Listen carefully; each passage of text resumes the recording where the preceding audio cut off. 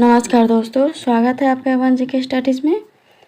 आज की वीडियो में हम लेकर आए हैं हिंदी साहित्य से संबंधित महत्वपूर्ण प्रश्नोत्तर जो परीक्षा में पूछे गए हैं या परीक्षा में हमेशा पूछे जाते हैं।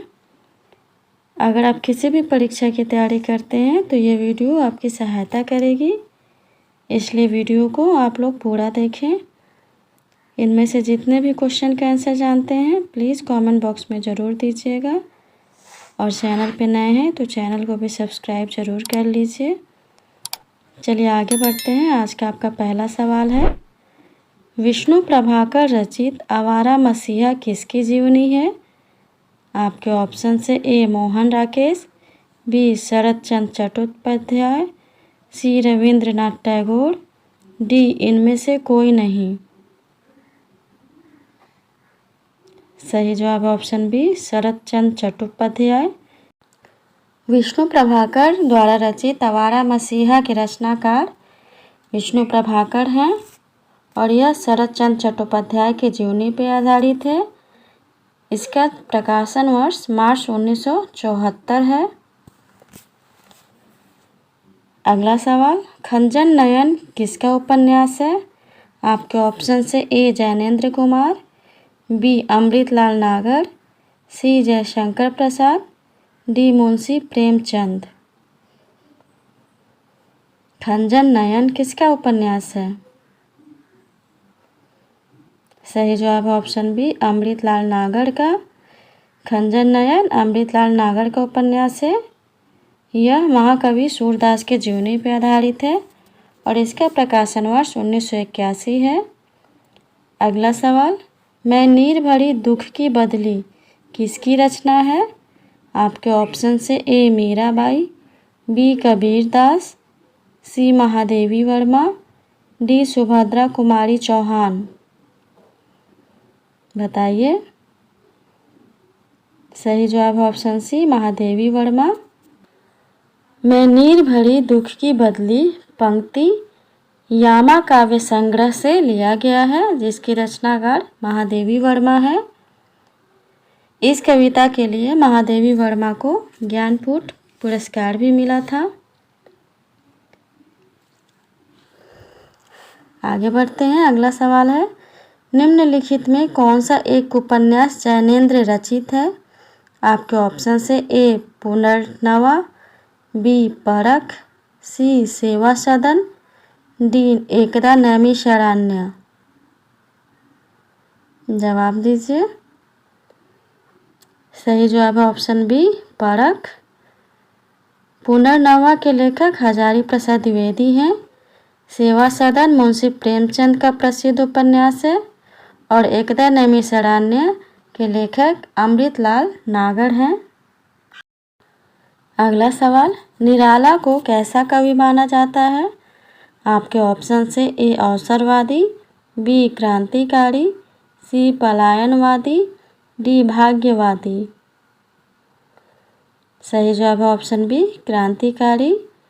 निराला को क्रांतिकारी कवि माना जाता है।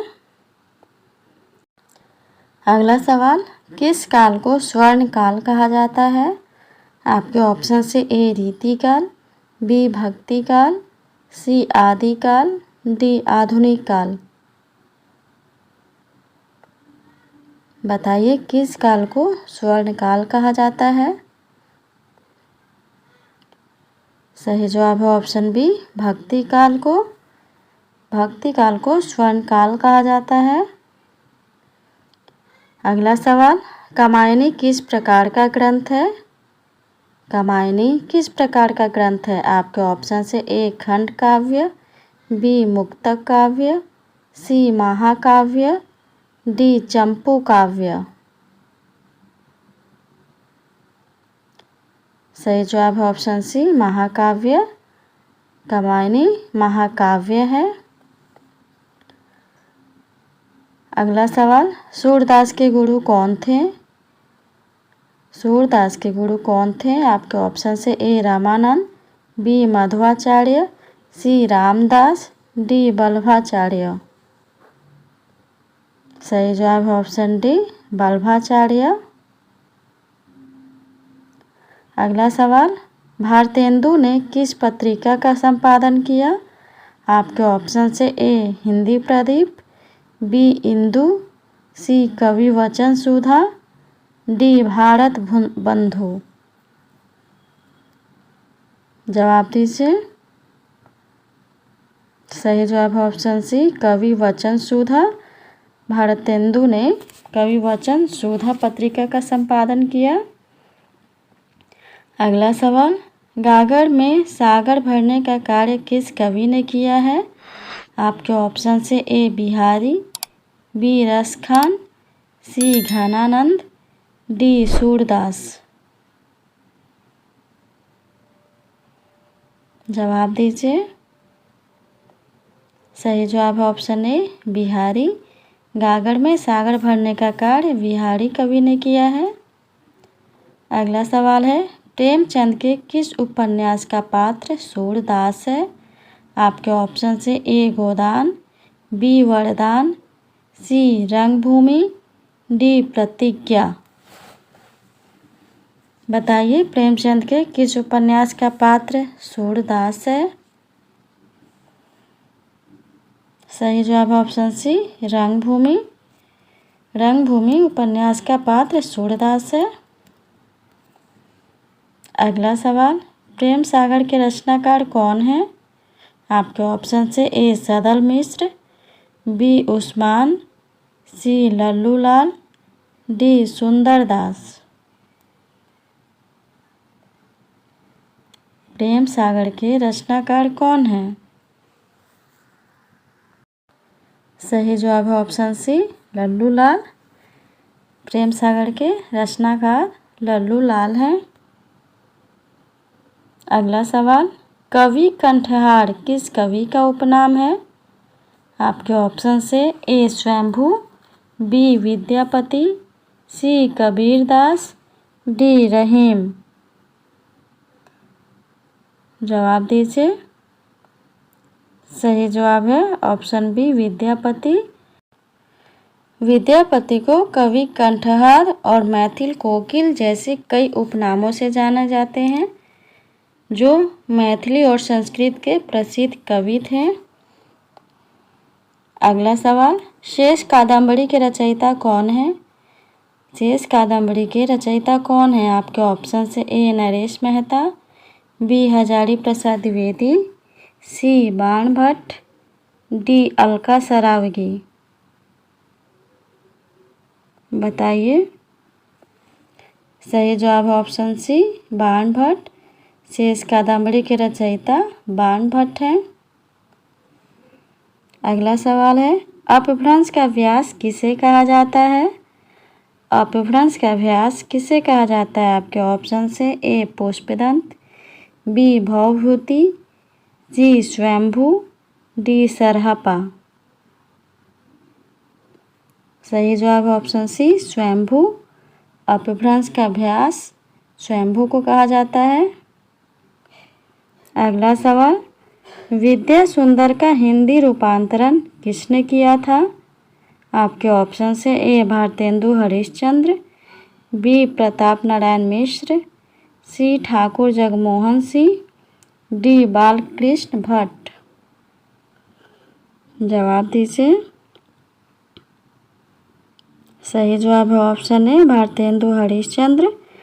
भारतेंदु हरिश्चंद्र ने बांग्ला नाटक विद्या सुंदर का हिंदी में रूपांतरण किया था। अगला सवाल, अमीर खुसरो किस नाम से जाने जाते हैं? आपके ऑप्शन से ए तूतीय हिंद, बी तोताए हिंद, सी सितारे हिंद, डी सर हिंद। जवाब दीजिएगा। सही जवाब है ऑप्शन ए तूतीय हिंद। अमीर खुसरो को तूतीय हिंद नाम से भी जाना जाता है। अगला सवाल है, आदिकाल को आरंभिक काल किसने कहा है? आपके ऑप्शन से ए राहुल सांकृत्यायन, बी मुक्ति बोध, सी राम कुमार वर्मा, डी मिश्र बंधु। बताइए। सही जवाब है ऑप्शन डी मिश्र बंधु। आदिकाल को आरंभिक काल नाम मिस्र बंधुओं ने दिया था। उन्होंने इस काल को 2 भागों में बांटा था, पूर्व आरंभिक काल और उत्तर आरंभिक काल। अगला सवाल है, तरुवर फल नहीं खाते हैं, सरवर पियहि न पान। प्रस्तुत पंक्ति के रचयिता कौन है? आपके ऑप्शन से ए रहीम, बी कबीरदास, सी रस खान, डी बिहारी। जवाब दीजिए। सही जवाब है ऑप्शन ए रहीम। प्रस्तुत पंक्ति रहीम के द्वारा रचित है। अगला सवाल है, प्राकृत का पाणिनि किसे कहा गया है? आपके ऑप्शन से ए नेमीचंद्र, बी हेमचंद्र, सी प्रेमचंद्र, डी हरिश्चंद्र। सही जवाब है ऑप्शन बी हेमचंद्र। प्राकृत का पाणिनि हेमचंद्र को कहा गया है। आज के लिए इतना ही। अगर वीडियो अच्छा लगा हो तो वीडियो को लाइक और शेयर ज़रूर कर दीजिए, और चैनल पे नए हैं तो चैनल को भी सब्सक्राइब ज़रूर कर लीजिए। धन्यवाद।